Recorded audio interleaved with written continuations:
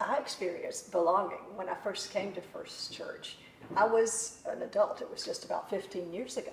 I knew I had to do something to get to know people.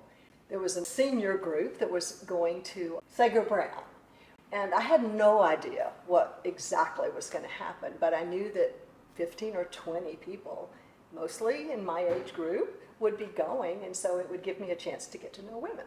And so I did, and we slept in dormitory-like quarters, so you have to get to know people. When I think about family and belonging, think about this church. There's not a day that I walk in these doors that I don't see faces of people that I genuinely love, that I feel are my family, and I know they love me back. And it's just that wonderful feeling of knowing you're home. Our commitment to each other as a family, our commitment to the church, our commitment to God, and the fact that we're all ready to put our oar in the water, and rebuild the institution that this church has been.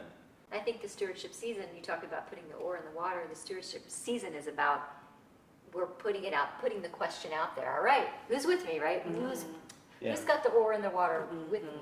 Yeah, And that's what this all culminates with at the end of October, is for sure. asking people to make that commitment.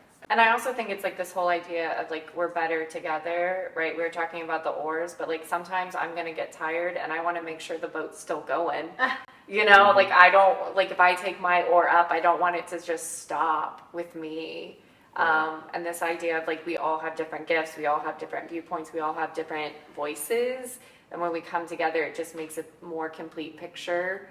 I think about when you were talking before about the containers, our children and our youth, and who's going to help them build those containers.